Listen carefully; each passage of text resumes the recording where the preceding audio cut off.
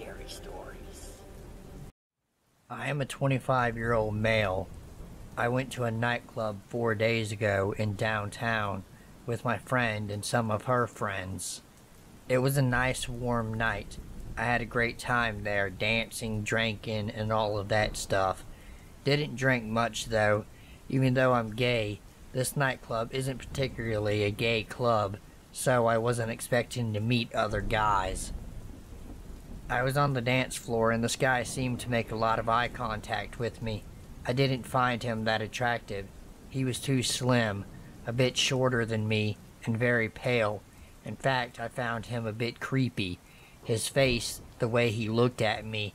But I was curious and it caught my attention that he was watching me. Who knows? Maybe he was gay, and I may like him. Some time goes by dancing with my friends. I get away from him. It was almost 6 a.m. and it was time to leave. I'm going to the bathroom when I see him just getting out of it. We almost crashed into each other. I finished my stuff, and when I was about to wash my hands, I saw him there again. He had come back to the bathroom. While washing my hands, I saw through the mirror he had his phone on his ear, like he was about to call someone. Looking down at the floor, I just washed my hands, and when I was about to leave the bathroom, he looked at me steadily. Our faces were close to each other this time. For some reason, something in his eyes, the way he looked at me, it was weird, terrifying, and intriguing at the same time. We left the club and said goodbye to my friends. Since I had wasted all of my money, I decided to go home by walking. It wouldn't be bad. It wasn't cold. This decision was my worst mistake. After walking 1 block, surprisingly, I found this guy with his friends. His friends got a taxi, and he just started walking the way I would go too. I didn't know what to do.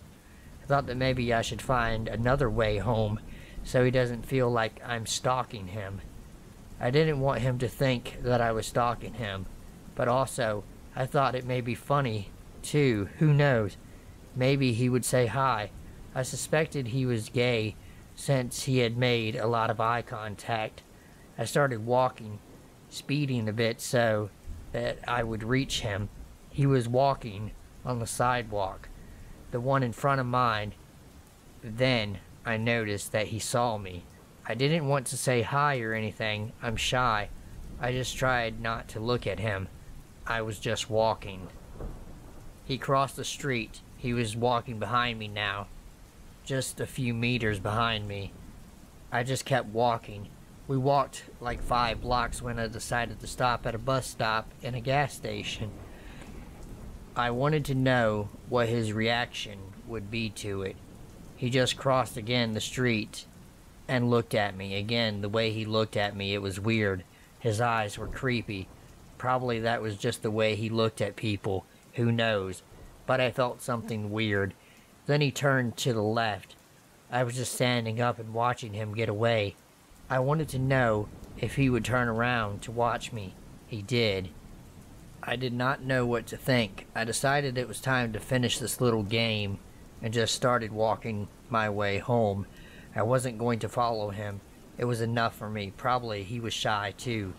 I continued walking straight. Finally, I turned to the left. I lost him. Then I walked 1 block more, and as I was walking, a car stopped right next to me. A man and a woman in there. She asked, "Hey, yo, you got a lighter I can use?" Call me paranoid, but there was something wrong with those guys. I said no, and she replied, "How is it so that you don't have one?" It was an annoying question, so I didn't say anything and just got away. The car just moved towards downtown. Seconds later, almost 1 block distance, I saw him again. This guy was stalking me again.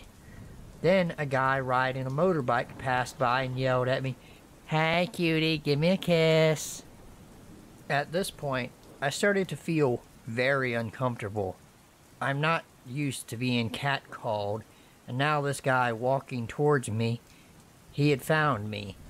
But it was too much, to the point it was creepy. I just started walking my way home and turned around to see if he was getting too close to me. I noticed he was using a cell phone. Then I turned to the right. He turns to the right too. I stopped. As I was looking for a taxi, I wanted to know his reaction. He did the same as the last time. He just crossed the street and looked at me with those psycho eyes. He turned to the left and started walking. Suddenly, the suspicious blonde guy showed up. He was just walking and looked at me, but nothing serious to worry about, actually. Then I see them again, the couple in the car, the same car that had stopped next to me and moved towards downtown. But now, they were on my way, opposite to downtown. Weird.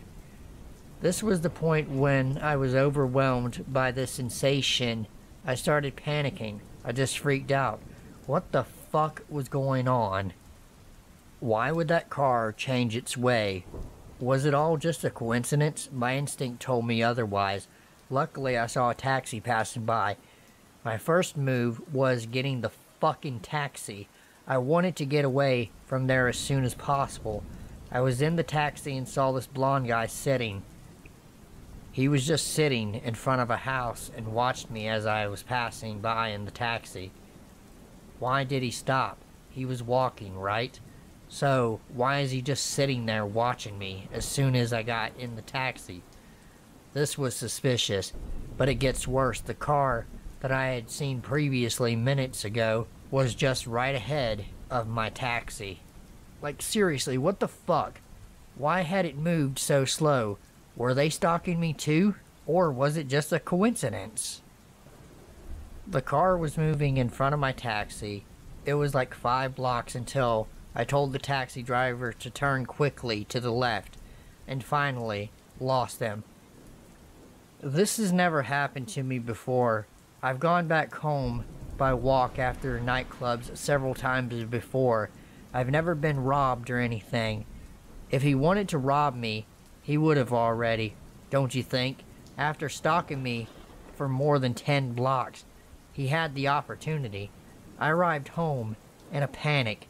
I regret not having done anything. I wish I had confronted him, or at least asked him why he was stalking me. What could that little freak have done to me anyway? But I was just overwhelmed. So, creepy guy who followed me from the nightclub, let's not meet again.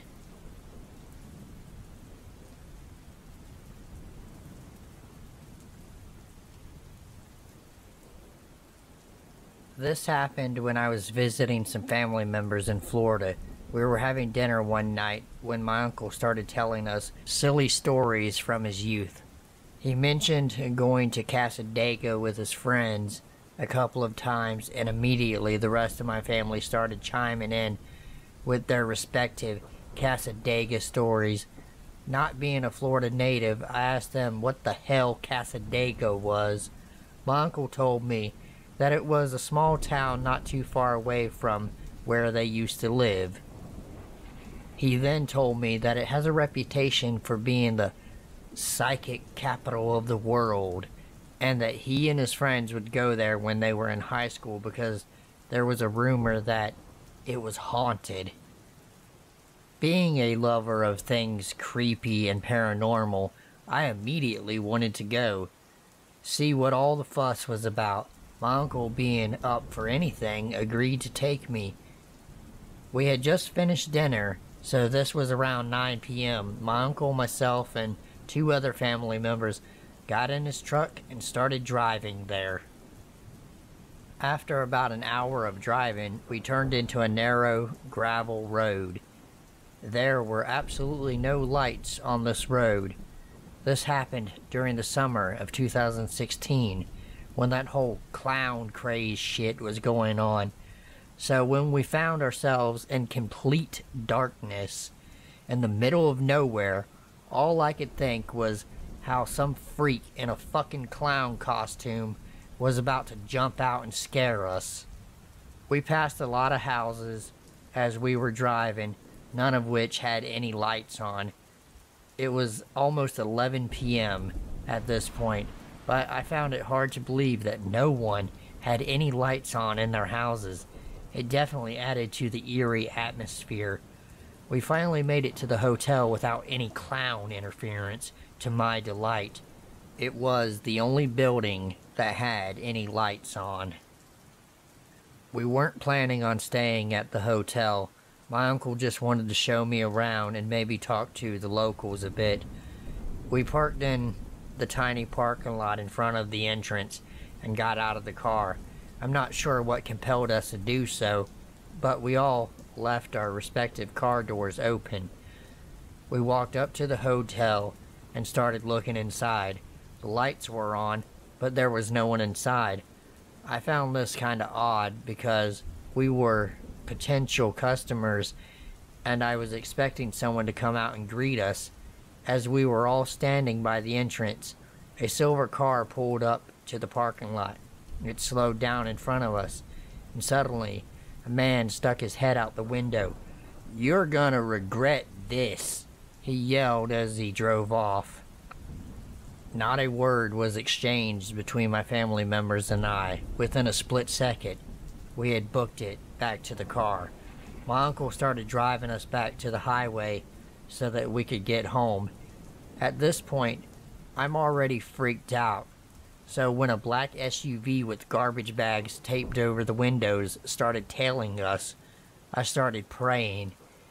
It was in the middle of the night. There were still no lights on the small roads we were driving on, and now some madman was trying to run us off the damn road. Every time my uncle would speed up in order to avoid getting rear-ended, the guy in the black SUV would speed up too. We were driving at such an incredible speed that it only took us a couple of minutes to get to the road that connected to the highway. The SUV was still tailgating us at this point. Halfway down the road, I noticed a familiar car parked on the side of the road by a ditch. It was the silver car from before. The driver was pulling something out of the trunk as we were approaching him. Because of the speed at which we were driving, I could not see what he was getting out of it clearly. Although I didn't see what it was in his trunk, I didn't have a good feeling about it. When we finally got to the end of the road, my uncle was so desperate to get out of there that he ran a red light and turned onto the highway. The black SUV did not follow us onto the highway. We never really talked about what happened that night, and I had basically forgot all about it up until today.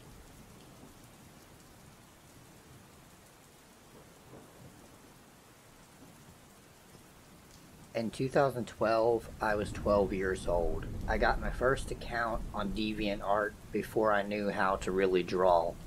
The only thing I knew how to do when it came to art was creepy pencil drawings with colored pencil etched into it. My first post was a drawing of a popular anime character with blue pigtails. So I drew a crappy rendition of this character, blissfully unaware that her skirt seemed to be too short in the drawing. Looking back, I was still at an immature age, so I didn't really think much of it at the time. Looking at the drawing now, it wasn't really that decent, but I didn't know that. Because I had drawn this, I saw a message on my submission where I uploaded it. In the comments of my drawing, there was someone who messaged me simply, "Hey, nice drawing," with the smiley face emoticon from the website. I was so excited because it was my first ever comment on one of my art pieces.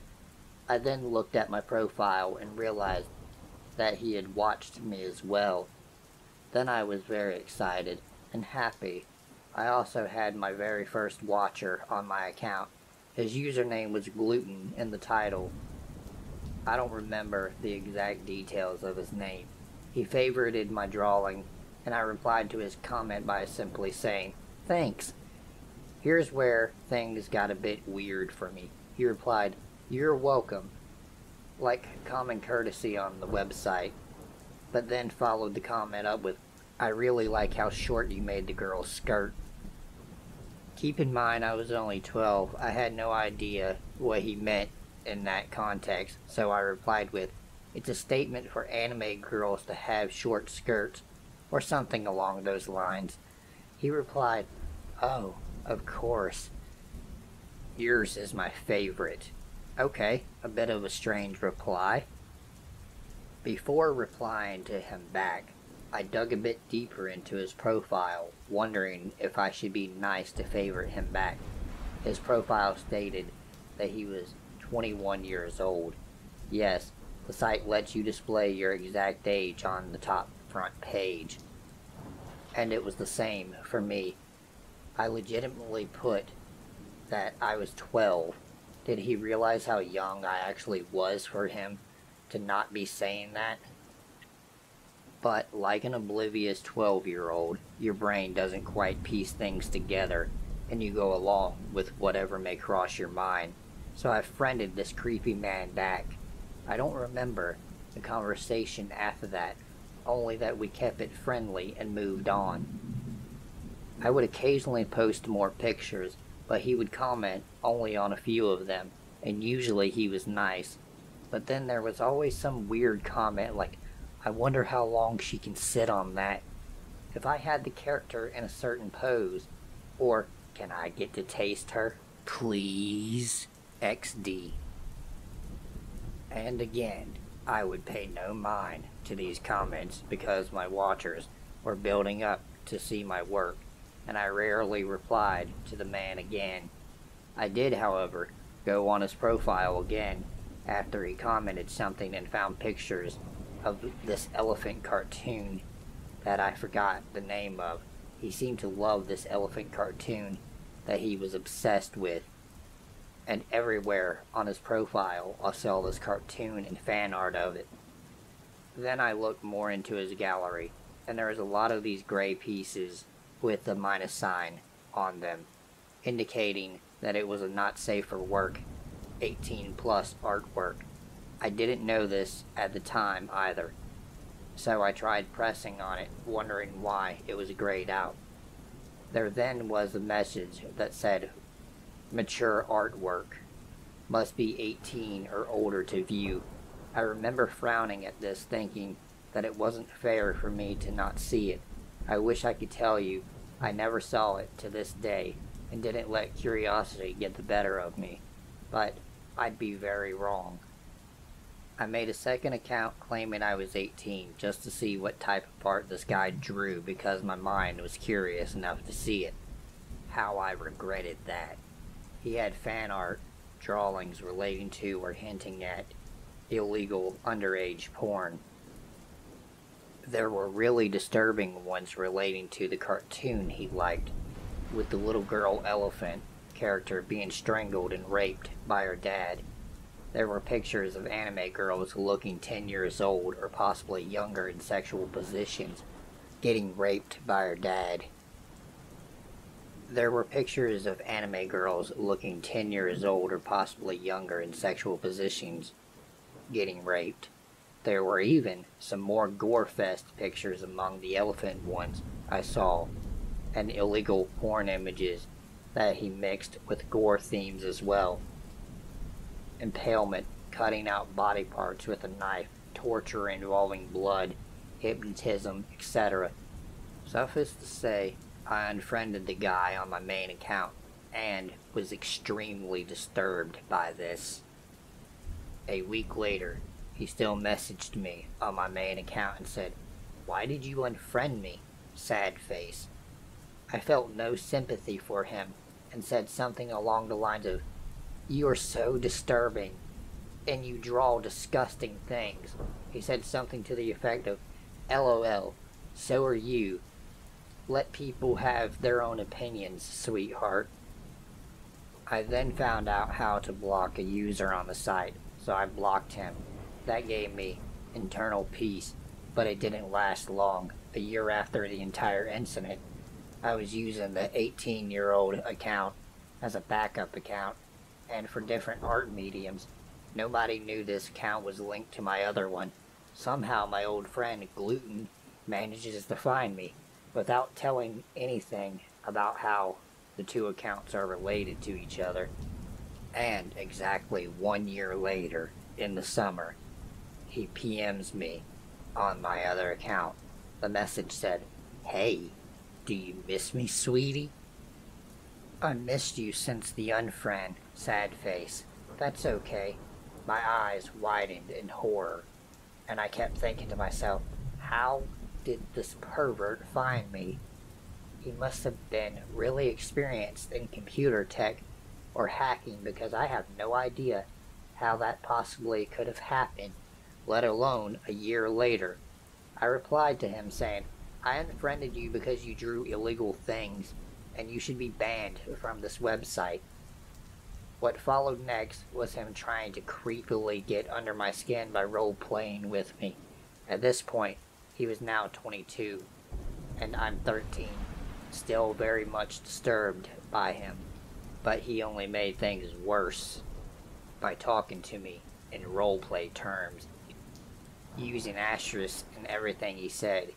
He literally said he was grabbing my bun gently, an asterisk, among other lewd comments to me, some asterisks and some without. I'm sitting there like, here we go again, obviously disturbed.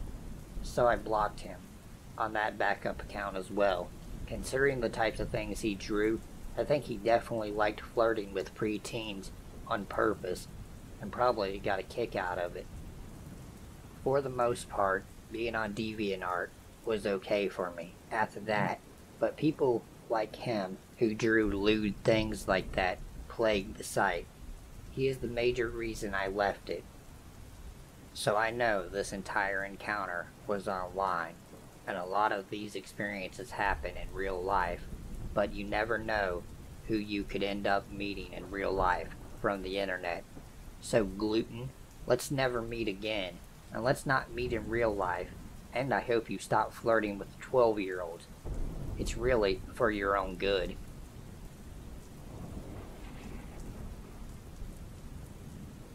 If you're new, go ahead and hit the like button and subscribe to my channel, as it really helps me out. And if you are already subscribed, welcome back and thank you for subscribing.